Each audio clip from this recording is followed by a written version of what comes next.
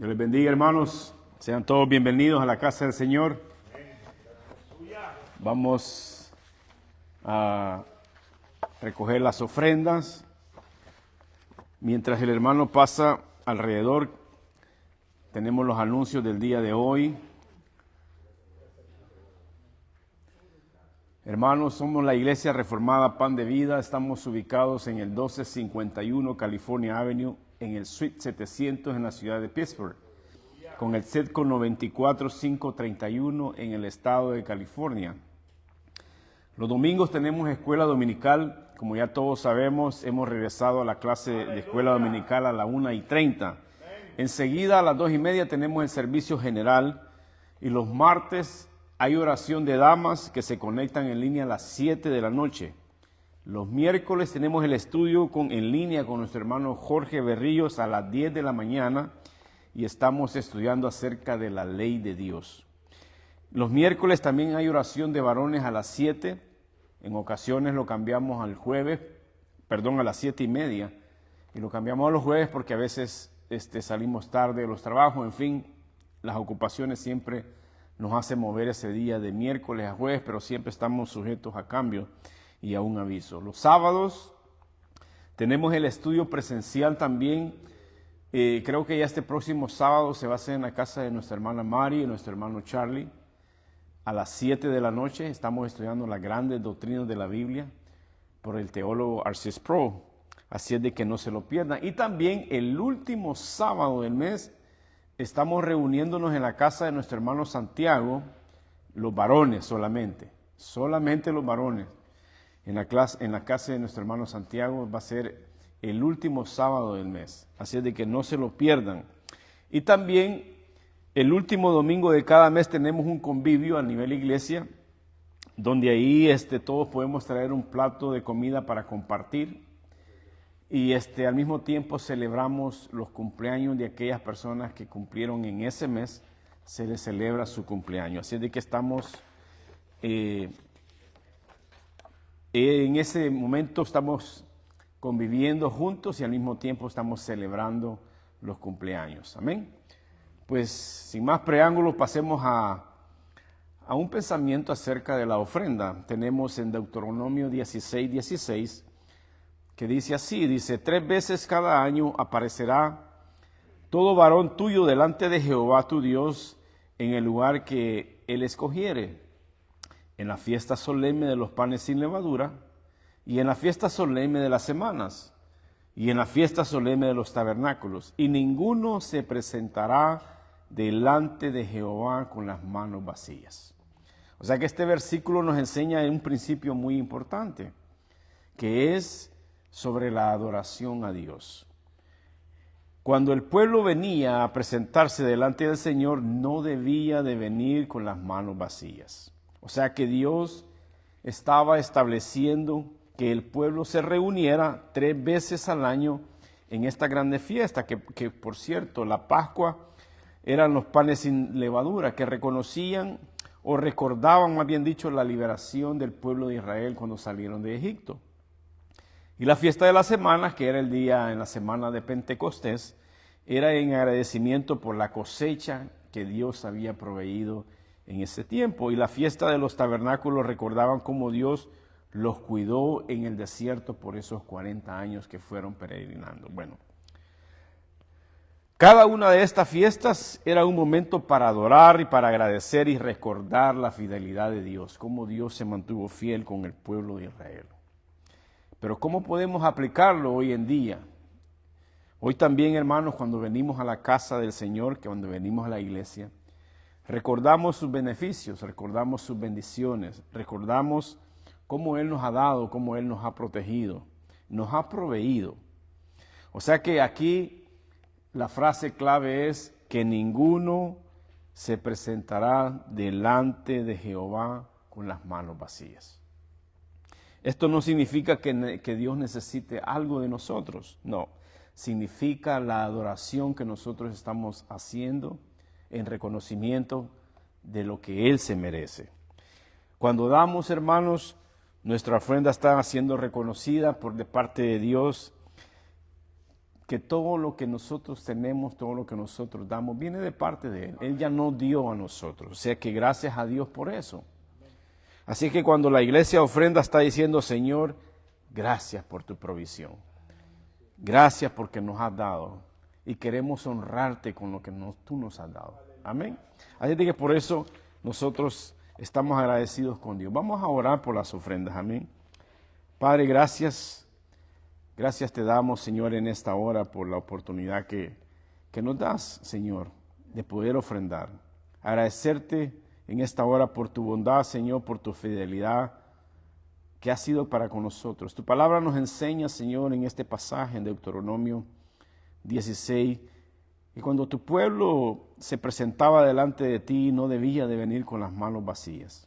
Hoy, Señor, nosotros también venimos delante de ti, venimos delante de tu presencia, con corazones agradecidos, reconociendo que todo lo que tenemos proviene de tu mano. Gracias por la vida, Señor, gracias por el trabajo, por el sustento diario, por cada bendición que tú derramas sobre nuestras familias. Recibe, Señor, estas ofrendas que te damos el día de hoy. Te las presentamos delante de ti con un acto de adoración, con gratitud y obediencia. Te pedimos, Padre, que las bendigas, bendice a cada uno de mis hermanos que han ofrendado con corazón sincero y alegre.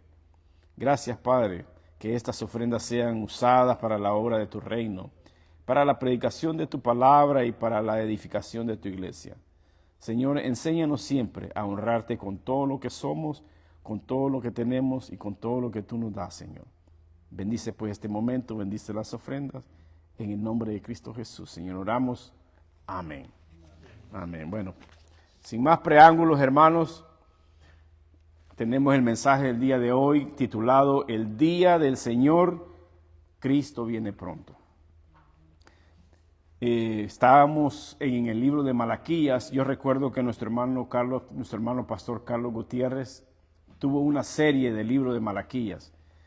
Gracias a eso pude rescatar algunas cosas para poder traerles este mensaje. El día de hoy vamos a ver del versículo 1 al 3 y el próximo domingo vamos a ver la segunda parte. Lo hemos dividido en dos partes para poder cubrir lo que tenemos que cubrir el día de hoy. Amén.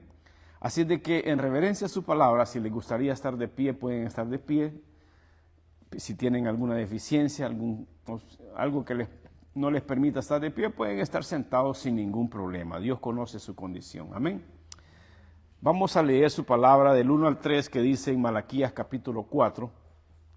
Dice, porque he aquí viene el día ardiente como un horno, y todos los soberbios y todos los que hacen maldad serán estopa.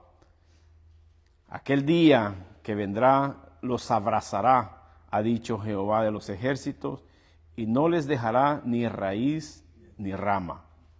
Mas a vosotros los que teméis mi nombre, nacerá el sol de justicia, y en sus alas traerá salvación, y saldréis y saltaréis, como becerros de la manada. Verso 3, hollaréis a los malos, los cuales serán ceniza bajo las plantas de vuestros pies, en el día en que yo actué, ha dicho Jehová de los ejércitos. Amén. Vamos a orar por su palabra. Señor Padre, gracias una vez más, Señor.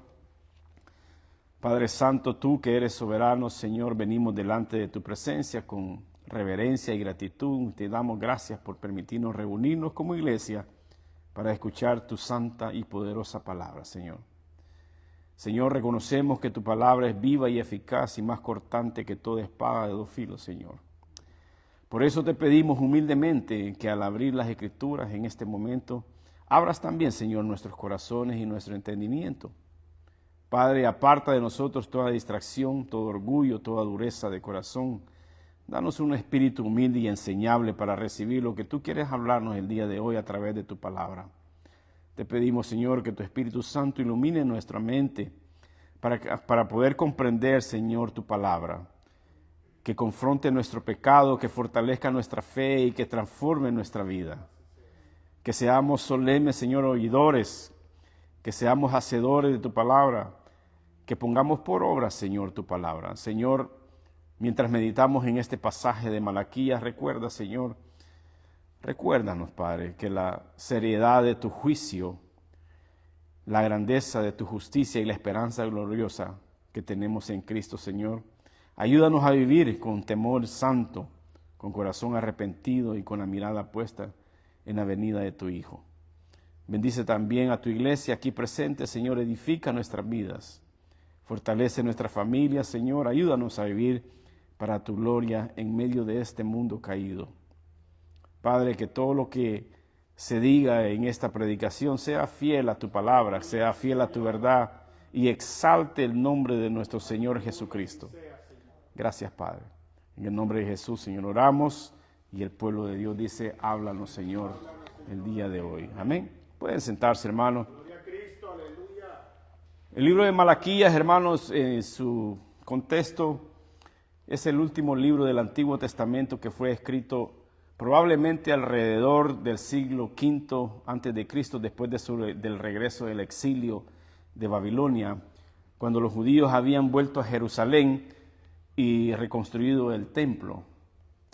En ese tiempo, hermanos, la nación de Israel enfrentaba desilusión espiritual. Y no solo espiritual, sino que también social. Muchos habían perdido el fervor de Dios y los sacerdotes eran negligentes. Se practicaban injusticias en la sociedad y en todo el pueblo que existía en esa nación. El pueblo llegó al momento de dudar de la fidelidad de Dios en base al carácter, a las prácticas que los sacerdotes tenían. Malaquías confronta el pecado del pueblo del sacerdocio, recordando la santidad de Dios y la importancia que era el pacto que tenían con el Señor. Ahora, Malaquías, que es el último capítulo de ese libro y el último libro del Antiguo Testamento, sirve como una conclusión profética. Malaquías ha puesto previamente, enfrentó la corrupción de los sacerdotes, la infidelidad de ellos y la indiferencia contra el pueblo que ellos tenían, el desprecio que tenían con las ofrendas y la injusticia que había en totalidad de cómo ellos se comportaban y la incredulidad hacia las promesas del Señor, todo lo que Él les había prometido. Este capítulo, hermano, ofrece un juicio final y una esperanza futura. Los impíos serán castigados, los justos serán recompensados y se anunciará la venida de un precursor que era el que iba a preparar el camino del Mesías, que era Juan el Bautista. Amén. Pues en Malaquías 4:1, ya para entrar en la palabra, dice, porque he aquí, el verso 1, viene el día ardiente como un horno, y todos los soberbios y todos los que hacen maldad serán estopa. Aquel día que vendrá los abrazará, ha dicho Jehová de los ejércitos, y no les dejará ni la raíz ni rama. Este versículo, hermano, es una de las advertencias más fuertes del Antiguo Testamento. Dios anuncia que vendrá un día inevitable. Vendrá el juicio sobre el pecado. Para entender bien este versículo, hermanos, podemos dividirlo en varias partes. Cuando dice, porque he aquí viene el día, la expresión he aquí es una forma en que Dios llama la atención al oyente. Es como decir, escuchen bien lo que les estoy diciendo, porque es algo extremadamente serio, hermanos. Mucha gente pasa desapercibido esta palabra, lo toman así como que no pasa nada. Pero luego después dice, viene el día. Y como bien lo estábamos aprendiendo los días miércoles con nuestro hermano Jorge, cuando decimos el día del Señor, no es el día de reposo, no es el día domingo, no es el día sábado. No se trata nada de eso, hermano. Ni tampoco dice, tal vez venga ese día. No, ni tal vez dice, quizás venga ese día. No, dice de que viene, y si viene es porque viene. Amén. El juicio de Dios no es una posibilidad, hermanos. Es una verdad absoluta de que viene. O sea, la Biblia nos enseña repetidamente que Dios estableció un día específico para juzgar al mundo. Amén. Por cuanto ha establecido un día en el cual juzgará al mundo con justicia por aquel varón quien designó. Hechos 17:31. Y ese varón es Jesucristo. Ese es el que va a juzgar. Porque el Padre a nadie juzga, sino que todo el juicio dio al Hijo. Juan 5:22. Él es el que va a juzgar. Esto significa que la historia humana no terminará así al azar. Dios ha determinado un momento que toda la humanidad va a rendir cuentas, hermano. Vamos a ponernos a cuentas con el Señor. Hermanos, nuestra generación vive como si Dios nunca fuera a juzgar el pecado. Muchos piensan que Dios es amor y que como es amor, Él no va a castigar a nadie. Así es de que, y otras personas dicen que todo el mundo va al cielo. No te preocupes, eso no va a pasar. Todos nos vamos a ir al cielo. ¿Han oído ustedes a veces eso? No pasa nada. Todo tranquilo, no te preocupes. Pero la Biblia, hermano, nos enseña lo contrario. Está establecido para los hombres que muera una sola vez y después el juicio. Hebreos 9:27. El juicio de Dios es seguro, hermano, como dicen que los impuestos y la muerte, todo eso es seguro. Amén. Ahora, la pregunta no es si vendrá el juicio, la pregunta es, ¿estamos preparados para ese día? Esa es la gran pregunta. Dice que va a haber un horno ardiente. Va a haber algo como que está sobrepasado de ese calor, ¿verdad? Aquí Dios nos está mostrando una imagen, nos está dando una visión clara de cómo va a ser ese horno, de cómo va a ser ese calor, cómo va a ser ese fuego. Dice que en la antigüedad esos hornos ardientes eran para fundir metales. Imagínense cómo no va a fundir la piel de un ser humano o los huesos. Esos hornos los utilizaban para fundir esos metales, los utilizaban para hacer ladrillos, para hacer grandes bloques de ladrillos, o para quemar completamente desechos de que colectaban de toda la ciudad. Dentro del horno, hermano, hay temperaturas extremadamente altas. Yo no puedo ni imaginarme. Yo a veces, hay muchos teólogos que han puesto ejemplos de cómo enciéndase un cerillo en su dedo para que tenga más o menos un conocimiento. La verdad que yo no me explico qué tan grande sea esa temperatura. La Biblia muchas veces describe el juicio con el lenguaje de fuego. Dice, los cielos pasarán con gran estruendo y los elementos ardiendo serán deshechos. En 2 de Pedro 3:10. Imagínense cómo lo describe la Biblia. También Jesús es el lenguaje en el libro de Mateo, capítulo 13, verso 42, donde dice, y los echarán en el horno de fuego y ahí será el lloro y el crujir de dientes. Esto nos recuerda algo muy importante, hermano, que Dios no ignora el pecado. Dios es santo. Muy limpio eres de ojos para ver el mal, dice Habacuc 1:13. Hermanos, el pecado provoca la justa ira de Dios. Este mensaje no solo es para los incrédulos, hermano, también es una advertencia para la iglesia. Hoy existe el peligro de una religión superficial. Personas que van a la iglesia, cantan sus himnos, sus cantos, sus coritos, escuchan sermones, pero su corazón no ha sido transformado. Jesús habló de esta realidad. En Mateo 7:21, donde dice que no todo me dice Señor, Señor, entrará al reino de los cielos. La iglesia debe recordar que Dios, hermanos, ve el corazón de cada uno de nosotros. Dice el verso que todos los soberbios y todos los que hacen maldad serán como estopa. Esto describe una vida dominada por el pecado. No se refiere a alguien que lucha contra el pecado, sino que a aquella persona que está en su confort, está cómodo, está tranquilo. No os engañéis, dice Gálatas, Dios no puede ser burlado. Gálatas 6:7. El pecado tiene consecuencias eternas, hermano. Si usted cree que paga consecuencias de su pecado aquí en la tierra, pues la va a pagar más allá. Este versículo nos llama a examinar nuestro corazón. Debemos preguntarnos hoy en día, ¿hay orgullo en mi vida? ¿Estoy viviendo en pecado y sin arrepentimiento?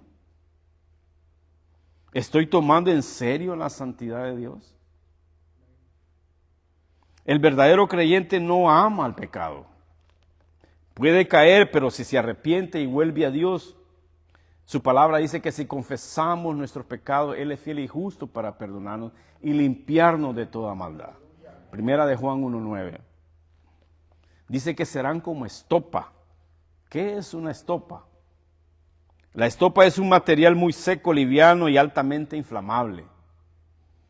En tiempos antiguos era el residuo de que quedaba de lo que trabajaban los campesinos, del cañado, y también era algo que se parecía bastante a la paja, una paja seca, fibras sueltas, residuo de los agricultores. No tenía valor de nada. De hecho, muchas veces se usaba para hacer fogatas, para encender el fuego, para cocinar algo y empezar a darle fuego a la leña. Cuando la estopa se asemeja a esto, lo que Dios está haciendo es que la estopa no puede estar cerca de aquel calor, de aquel fuego, porque en el momento agarra fuego.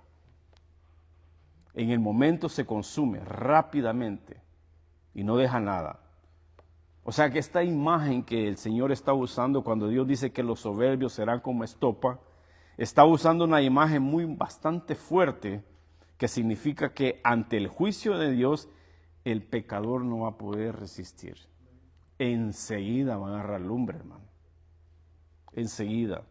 Así como la estopa no puede resistir ese calor, ese fuego, el pecado no puede resistir la santidad de Dios. Amén. La Biblia usa, hermanos, imágenes parecidas en otros textos, como por ejemplo cuando dice como la lengua del fuego consume el rastrojo y la llama devora la paja, así será su raíz como podredumbre. Isaías 5:24. En Abdías 1:18 dice, la casa de Jacob será como fuego y la casa de Esaú estopa, a los cuales serán quemados. O sea que la idea aquí es clara: destrucción total. Lo que esta imagen, hermanos, nos revela sobre el juicio de Dios, la palabra estopa, nos da varias verdades importantes, que el juicio será irrepresible. Nadie podrá resistir la justicia de Dios. ¿Quién permanecerá delante de su ira? Dice Nahum 1:6. ¿Quién? Nadie. Ni el poder, hermanos, ni el dinero, ni la religión podrá salvar al pecador.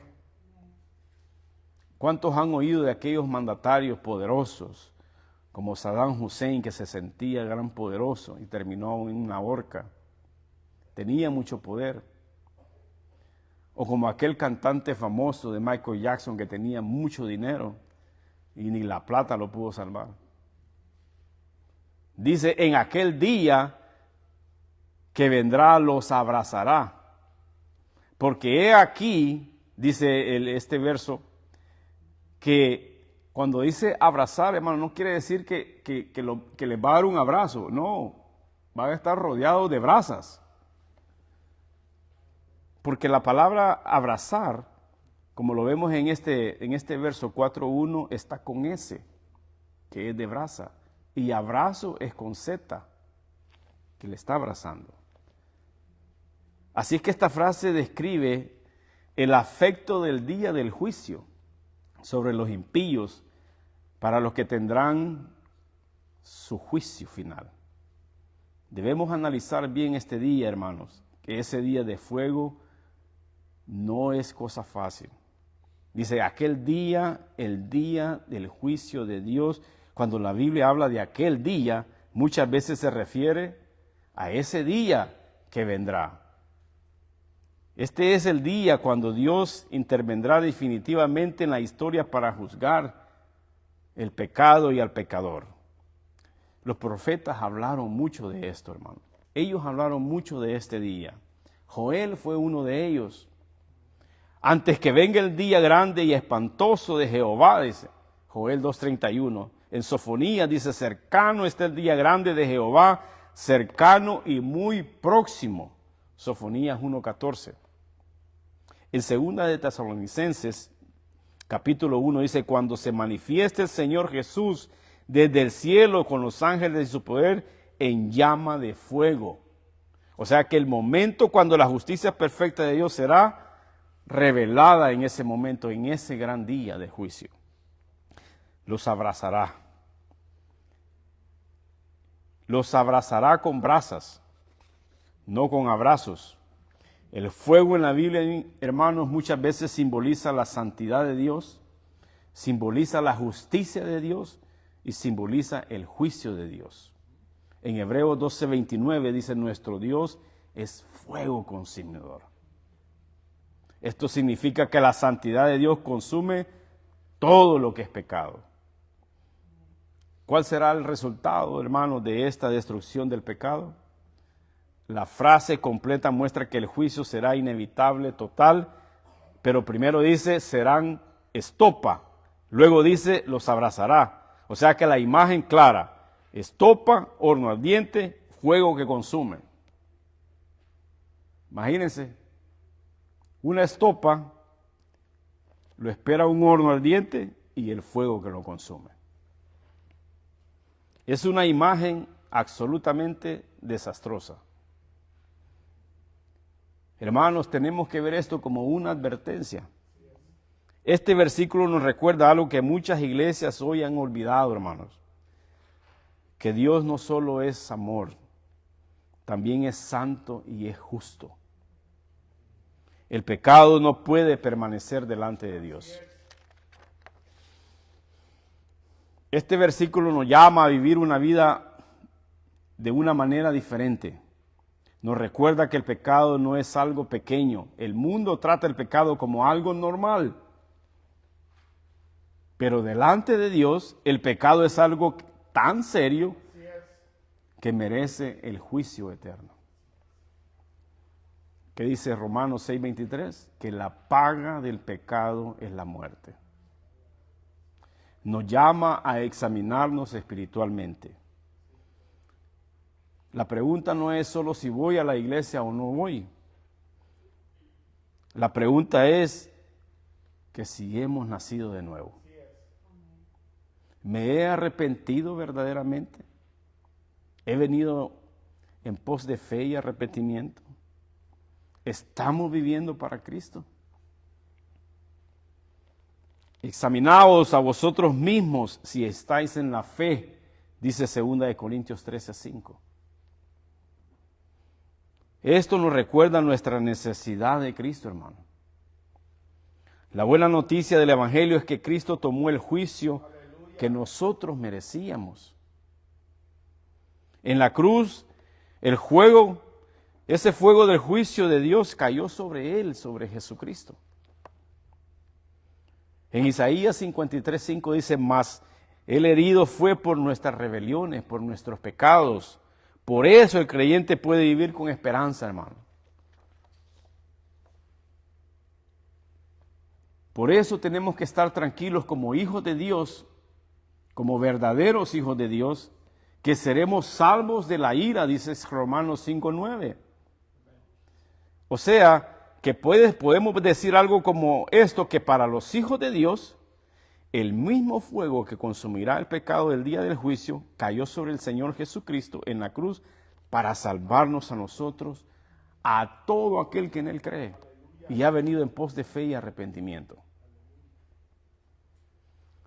Sigue diciendo el verso que no los dejará ni raíz ni rama.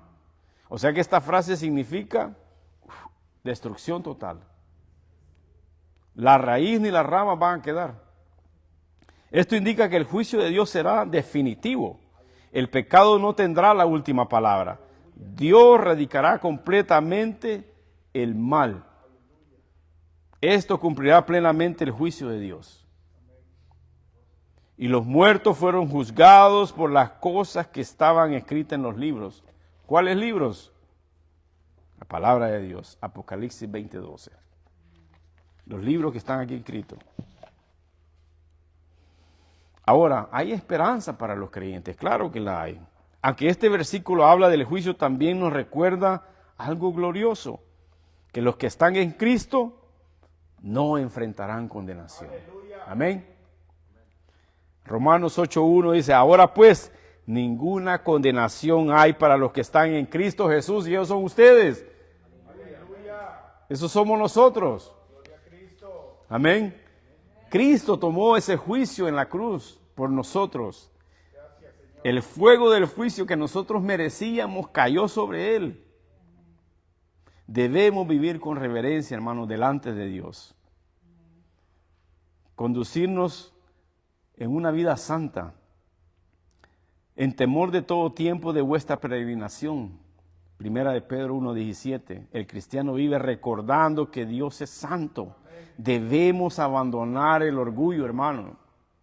El orgullo destruye familias, el orgullo destruye iglesias, el orgullo destruye relaciones. La Biblia nos llama a la humildad, porque la palabra de Dios dice que Dios resiste a los soberbios y da gracia a los humildes, en Santiago 4:6. Debemos vivir preparados para el regreso de Cristo, hermano. Mateo 24:44 hace una pregunta, dice, estad preparados. Esto significa vivir en santidad, vivir en obediencia, vivir en fidelidad. Debemos compartir el evangelio, hermano, con toda aquella persona. El juicio viene.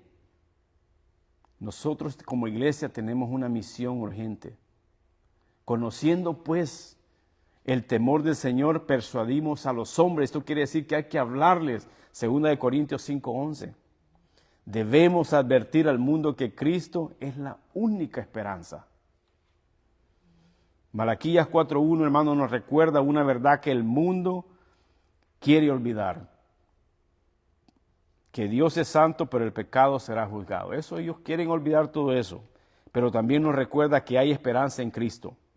Porque en la cruz Jesús recibió ese juicio que nosotros era para nosotros. Ahora la gran pregunta una vez más, hermanos, es, ¿estamos preparados para el día del Señor? Como dice el título, Cristo viene pronto, hermanos. Pasemos a Malaquías 4:2, segundo verso, dice, mas a vosotros los que teméis mi nombre, nacerá el sol de justicia y en sus alas traerá salvación y saldréis y saltaréis como becerros de la manada. Hermano, este versículo es uno de los más gloriosos de todo el Antiguo Testamento porque presenta la esperanza del pueblo de Dios después del juicio anunciado en el versículo 1. Mientras los impíos serán consumidos como estopa, Dios promete luz, justicia, santidad y libertad para aquellos que le temen. Dice, mas a vosotros los que teméis mi nombre. Lo primero que Dios hace es marcar un contraste, algo contrario a lo que estaba diciendo al principio, el versículo anterior en 4.1, en Malaquías 4.1. Dios habla, al principio habla de los soberbios, habla de los malvados y dice que serán quemados. Pero ahora dice, mas vosotros. Aquí vemos un principio bíblico muy importante. Dios siempre distingue entre el justo y el impío. Siempre hace su separación. Amén. Entonces os volveréis y discerniréis la diferencia entre el justo y el malo, dice Malaquías 3:18. Aquí podemos ver esa diferencia que está haciendo. Porque Jehová conoce el camino de los justos, mas la senda de los malos, dice, perecerá. Una vez más está reconociendo el impío y el malvado aquí en el Salmo 1:6. Conoce el Señor a los que son suyos, dice. Segunda de Timoteo 2:19. Dios no trata a todos por igual. Existe una división espiritual en la humanidad. Los que temen el nombre del Señor y los que abrazan la maldad del pecado. Hay dos diferencias. Ahora, veamos qué significa temer el nombre de Dios. Esto no significa terror. Esto significa reverencia, significa sumisión, significa obediencia, amor santo hacia Dios. El temor de Jehová es aborrecer el mal, dice Proverbios 8:13. Temer a Dios y guardar sus mandamientos, dice Eclesiastés 12:13. En otras palabras, el verdadero creyente demuestra su fe viviendo en reverencia a Dios. Hoy muchas iglesias, hermanos, hablan del amor, pero casi nunca hablan de ese temor que deben de tener delante de Dios. Mas, sin embargo, la Biblia dice, las iglesias eran edificadas andando en el temor del Señor, Hechos 9:31. Una iglesia sin temor de Dios termina en la mundanalidad. Termina tolerando el pecado. Termina, hermanos, diluyendo el evangelio. Dios no promete bendición a los religiosos, sino a los que temen su nombre. Dice que nacerá el sol de justicia. Esta es una profecía mesiánica. El sol de justicia es nada más y nada menos que nuestro Señor Jesucristo. Así como el sol físico ilumina el mundo, Cristo ilumina espiritualmente a la humanidad. Lo podemos ver en Lucas, donde dice, nos visitó desde lo alto la aurora, mas dar la luz de los que habitan en tinieblas. Lucas capítulo 1, versos 78 y 79. Dice que yo soy la luz del mundo y el que me sigue no andará en tinieblas. Juan 8:12. Y en Isaías 61 dice, levántate, resplandece, porque ha venido tu luz. Aleluya. Hermanos, después de 400 años, Malaquías, después de ese profeta que fue el último del Antiguo Testamento, hubieron 400 años de silencio. Fue un tiempo de oscuridad espiritual. No hubo luz, pero cuando Cristo nació, el sol de justicia apareció en la historia humana. Pasaron 400 años en tinieblas. El sol, hermanos, trae luz, trae calor, trae vida. Y lo podemos ver en nuestras plantas. Si tienen algunas plantas en sus casas, podemos ver que cuando una planta no le da la luz o no le da el sol, se marchita, se muere. Cristo hace lo mismo espiritualmente. Sin Cristo, el ser humano vive en oscuridad espiritual. Sin Cristo, ignoran las bondades de Dios. Sin Cristo, son esclavos al pecado. Y esa es la realidad. Dios resplandeció en nuestros corazones, 2 Corintios 4:6. Muchos creyentes, hermanos, viven como que si el sol de justicia no estuviera brillando. Siguen viviendo en amargura. Siguen viviendo en temor. Siguen viviendo sin esperanza. Siguen viviendo con pecado. Pero cuando Cristo ilumina el corazón, la verdad se ve claramente. La verdad del pecado se expone y la gracia transforma. Dice que en sus alas traerá salvación. La palabra alas puede entenderse como rayos de sol que se extienden hacia la humanidad. Aquí la idea es de que la salvación se extiende como luz en el amanecer. El Mesías no solo trae justicia, trae sanidad espiritual. Él es quien perdona todas nuestras iniquidades, el que sana todas nuestras dolencias, dice el Salmo 103, verso 3.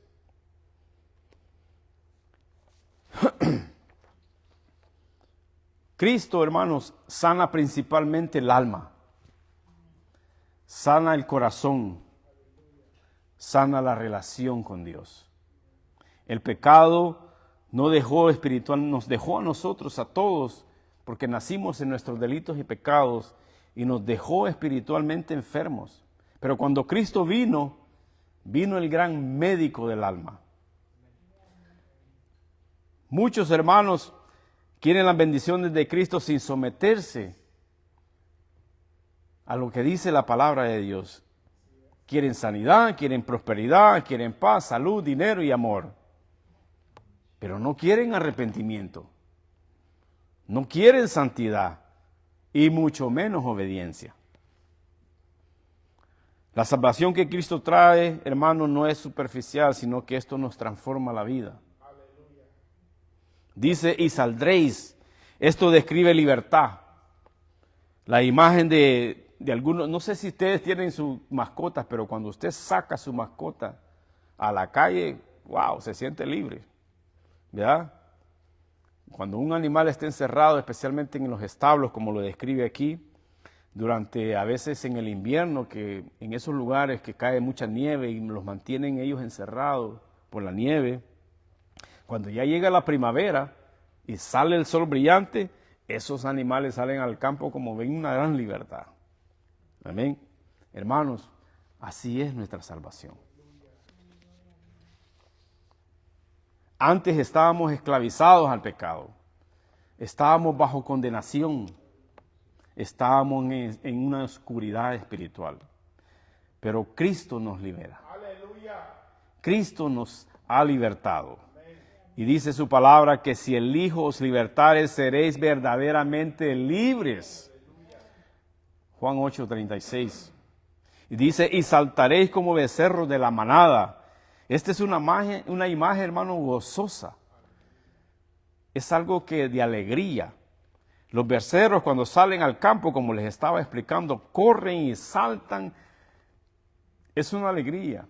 Hasta en ellos saltan entre ellos dos y se ponen hasta las manos así. En fin, es una alegría que ellos miran. Hermanos, esta imagen que Dios está usando es para describir la alegría de su pueblo redimido. Alegraos en Jehová y gozaos los justos, está en el Salmo 32:11. En gran manera me gozaré en Jehová, dice Isaías 61:10. La salvación no es solo liberación del juicio, también es gozo delante del Señor. Ahora debemos vivir en una luz que es la luz de Cristo. Cada día, hermano, debemos buscar a Cristo. Esto nos hace mediante la lectura, nos hace mediante la oración, nos hace mediante el arrepentimiento continuo que tenemos que tener. Lámpara es a mis pies tu palabra, dice el Salmo 119, verso 5, 105. Debemos experimentar, hermanos, esa sanidad espiritual en Cristo. Muchos creyentes hoy en día cargan culpa, cargan heridas, cargan amargura. Pero Cristo, hermanos, sana el corazón. Debemos vivir con esa humildad. Debemos de venir delante de Dios. Y Dios sana nuestras heridas. Amén. Debemos de vivir con ese gozo espiritual. Un cristiano sin gozo, hermano, vive como que si aún estuviera como ese becerro adentro del establo, esperando ahí a saber hasta cuándo. Pero dice su palabra que Cristo nos ha libertado. El Evangelio produce alegría profunda, hermano. Tenemos que estar contentos y gozosos por esa libertad que Dios nos ha dado. Malaquías termina en el Antiguo Testamento con dos realidades inevitables: el día del juicio para los impíos y la salvación gloriosa para aquel que le teme a Dios. No hay puntos medios. Un fuego consumidor o el sol de justicia. Amén. Hermanos, el mismo Cristo que quema como fuego a los rebeldes, brilla como sol de salvación para los que le temen su nombre. Una vez más, hermanos, Cristo viene pronto. Pasando rápidamente al verso 3, Malaquías 4:3 dice: Hollaréis a los malos y a los cuales serán ceniza bajo las plantas de vuestros pies. En el día en que yo actúe, he dicho Jehová de los ejércitos. Ahora, este versículo continúa el pensamiento de Malaquías en el verso 1 y 2. Primero Dios habla del juicio contra los impíos y luego la salvación para los que le temen, y ahora describe el resultado final del juicio de Dios. El punto central, hermano, de este verso es que el malo no triunfará. Dios hará justicia definitivamente para estas personas. Dice, hollaréis a los malos. La palabra hollar significa pisar, significa aplastar, significa someterse completamente. O sea que la imagen no significa que los creyentes se volverán violentos, sino que participarán en la victoria final sobre ese juicio de los pecadores. En la historia muchas veces parece que los malvados siempre prosperan, ¿se han fijado? Y que los justos son los que más sufren. Pero la Biblia, hermanos, afirma que ese no será el final de la historia. Y el Dios de paz aplastará en breve a Satanás bajo vuestros pies, dice Romanos 16:20. Pues de aquí a poco no existirá el mal. Observarás su lugar y no estará ahí, dice el Salmo 37:10. Al que venciere le daré la autoridad sobre las naciones, dice Apocalipsis 2:26. O sea que esto apunta al reino final de Cristo, donde el mal será totalmente derrotado. Una realidad bien importante, hermano, es que durante esta vida muchas veces ocurre lo contrario. Los injustos prosperan, los creyentes sufren y el pecado parece dominar todo. Pero la Biblia, hermano, nos enseña la justicia final que pertenece a Dios. Él es el que tiene la última palabra. Amén. Mía es la venganza y la retribución, dice Deuteronomio 32:35. O sea que Dios está diciendo, yo haré justicia en mi tiempo. El verso dice, los cuales serán ceniza bajo las plantas de vuestros pies. Esta expresión, hermano, conecta directamente con Malaquías en el verso 1, donde los impíos van a ser consumidos como estopa en fuego. Esta imagen es clara. Primero el fuego de juicio y luego la ceniza de lo que ya fue consumado, de lo que ya fue destruido, de lo que ya fue quemado. Amén. Esto habla del juicio definitivamente de Dios contra el pecado. En Isaías 66:24 dice, verán a los cadáveres de los hombres que se rebelaron contra mí. Apocalipsis 20, del 11 al 15 dice, y vi un gran trono blanco y al que estaba sentado en él, delante del cual huyeron la tierra y el cielo, y ningún lugar se encontró para ellos. Y vi a los muertos grandes y pequeños de pie ante Dios, y los libros fueron abiertos, y otro libro fue abierto, el cual es el libro de la vida. Y fueron juzgados los muertos por las cosas que estaban escritas en los libros, según sus obras. Y el mar entregó los muertos que había en él, y la muerte y el Hades entregaron a los muertos que habían en ellos, y fueron juzgados cada uno según sus obras. Y la muerte y el Hades fueron lanzados al lago de fuego. Esta es la muerte segunda. Verso 15. Y al que no se halló inscrito en el libro de la vida fue lanzado al lago de fuego. Usted no se preocupe, hermano, porque su libro está inscrito en el libro de la vida. Es para todo aquel que no está inscrito en el libro de la vida. Si usted ha venido en pos de fe y arrepentimiento genuino, créalo en su corazón que su libro está escrito en el libro de la vida.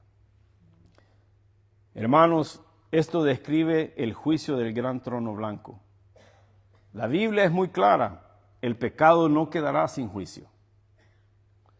Uno de los errores más modernos que es, y el problema que existe en muchas iglesias, es que siempre solo predican del amor de Dios y de la bendición de Dios, pero evitan hablar del juicio de Dios.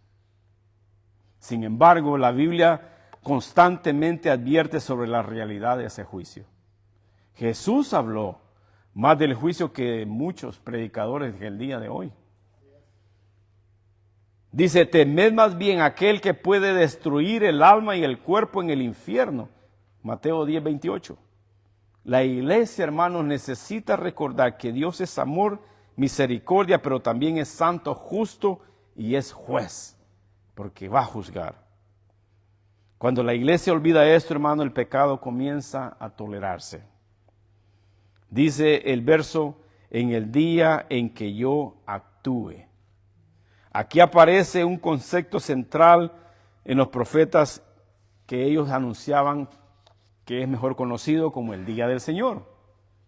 Este día es el momento cuando Dios interviene decisivamente en la historia para juzgar el mal.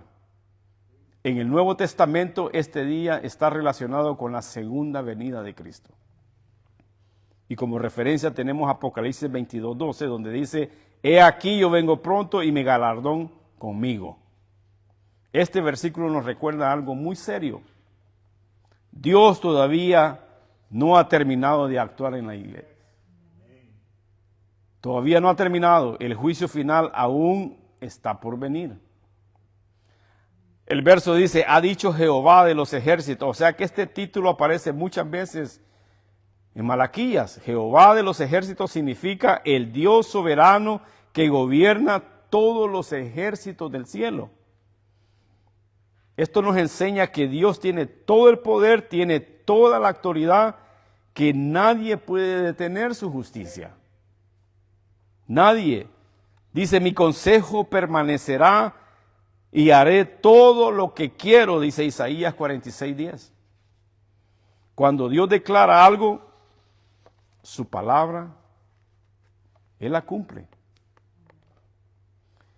Hermanos,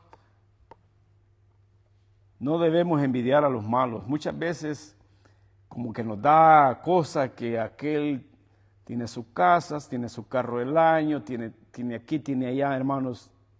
No ponga la mirada en esas cosas. No debemos envidiarlos. A veces personas vienen, tienen una vida muy pecaminosa, pero ustedes los miran cómo prosperan. Yo tengo un amigo que constantemente me dice, yo no sé por qué, si no va ni a la iglesia, y yo miro cómo prospera. Muchas veces me repite esas cosas. Pero la Biblia dice, hasta que entrando en el santuario de Dios, comprendí el fin de ellos. Hasta entonces nos vamos a dar cuenta el fin que tendrán. Salmo 73:17. Hermanos, el éxito del impío es temporal. El juicio de Dios es eterno. Debemos vivir en santidad. Si sabemos que Cristo vendrá a juzgar al mundo, debemos vivir preparados, hermanos. Sed santos en toda vuestra manera de vivir, dice Primera de Pedro, capítulo 1, versos 15 al 16. Esto implica, hermano, que la vida de nosotros, esa vida diaria que llevamos, tenemos que cuidar lo que vemos, tenemos que cuidar lo que hablamos, tenemos que cuidar lo que pensamos. Tenemos que huir del pecado. Cuando sufrimos injusticias, hermanos, debemos recordar que Dios hará justicia. Dice, no os venguéis vosotros mismos, dice Romanos 12:19. Nosotros como creyentes no necesitamos vengarnos. Dios juzgará toda aquella perfecta justicia. Lo que tenemos que hacer es predicar el evangelio mientras haya tiempo, hermano. Si el juicio viene, entonces la iglesia tiene una misión urgente. En el libro de Marcos dice, id por todo el mundo y predicar el evangelio. Marcos 16:15. Muchas personas hoy vienen tranquilas, sin pecado y sin pensar que el juicio viene. Pero la iglesia tiene que advertir que Cristo viene pronto y su juicio está a la puerta. Hermanos, cada día debemos de vivir con 3 convicciones. Que Cristo lo ve todo. Nada pasa por desapercibido. Todas las cosas están desnudas y abiertas a los ojos de aquel que es Cristo Jesús en Hebreos 4:13. Cristo va a recompensar esa fidelidad. Aunque el mundo no lo vea, Dios sí lo ve. Vuestra obra en el Señor no es en vano, dice 1 Corintios 15:58. Cristo traerá justicia final. Un día el mal pasará y ese día la justicia de Dios será visible para todos. Hermanos, recordemos que Malaquías termina en el Antiguo Testamento con una gran advertencia clara, que Dios actuará. El mundo sigue como siempre, sigue trabajando, sigue comprando, siguen casándose, siguen viviendo sin pensar en Dios. Pero la Biblia dice, Cristo regresará. La palabra de Jesús dice en Apocalipsis 22:20, dice, ciertamente vengo en breve. La pregunta no es si Cristo vendrá, la pregunta es, ¿estamos preparados para su venida? Porque cuando Él vuelva, hermanos, nosotros como creyentes, como hijos de Dios, nos vamos a gozar. Y los impíos enfrentarán ese juicio. Como frase final para terminar este verso 3, y el próximo domingo vamos a continuar con el verso 4, 5 y 6, pero para terminar con una frase, déjenme decirles que el mundo piensa que el mal gana, pero el día viene cuando Cristo hará justicia y todo pecado quedará reducido en cenizas, como dice este verso 3. Amén. Una vez más, Cristo viene pronto, hermanos. Vamos a escuchar un canto ya para terminar.